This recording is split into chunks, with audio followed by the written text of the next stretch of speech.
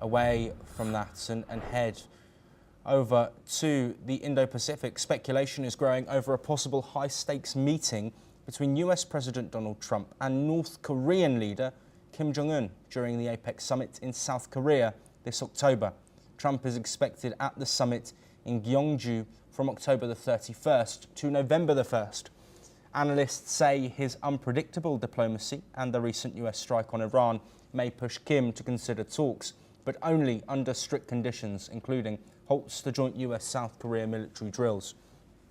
Trump and Kim last met in 2019.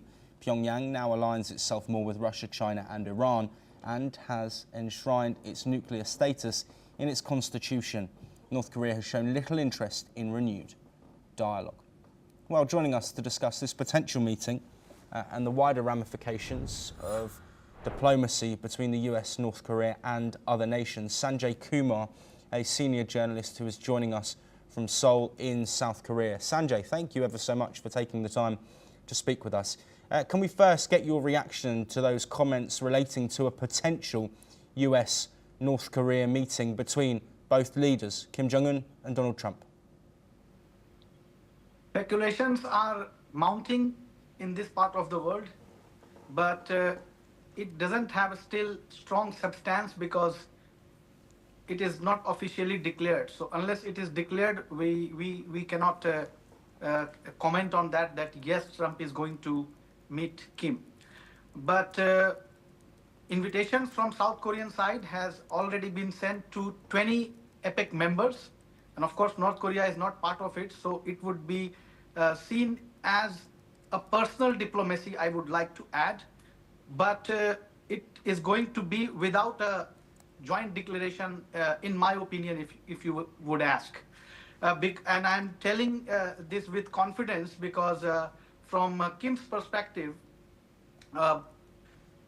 they want some kind of leverage when it comes to the sanctions, I mean economic sanctions, and also the denuclearization demands that had been made by the trilateral cooperation countries, including US, Japan, and South Korea. So they means North Koreans would not like to go in this direction.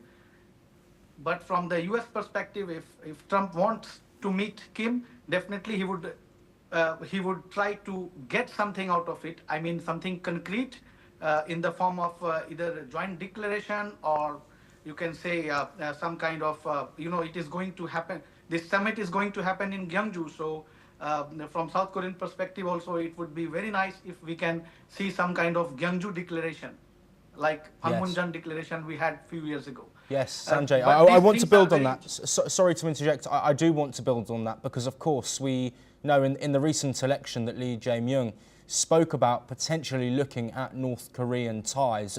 We know the US and South Korea are aligned with recent military drills, also including Japan in the region. How significant could South Korea-North Korea relationships be off the back of this potential meeting with Donald Trump?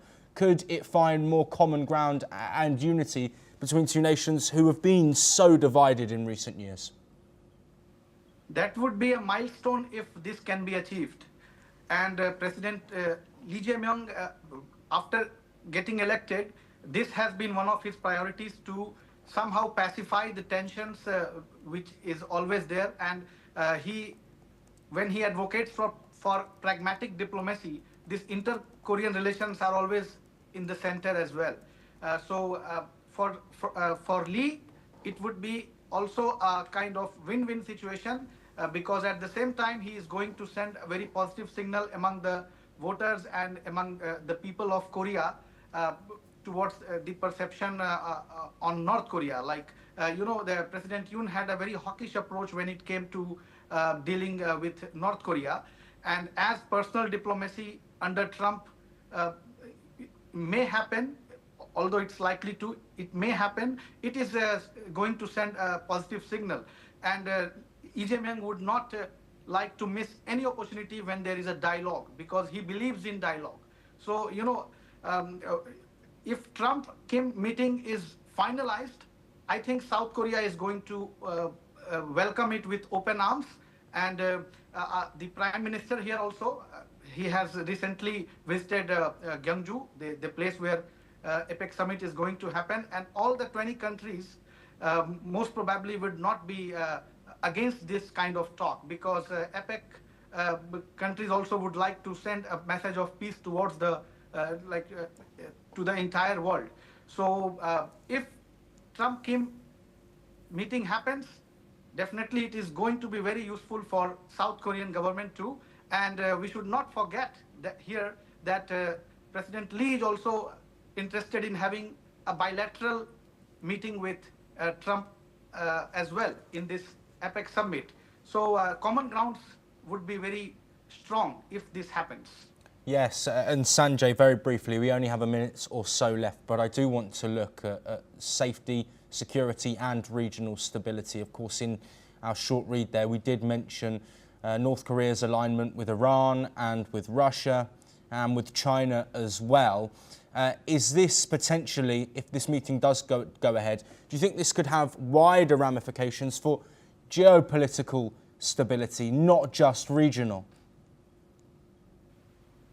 Well, North Korea would not go into this geopolitical security aspect, because they have to strengthen the relationship that they are undergoing through with Russia. So in any case, they don't want to offend Russia, which is likely to.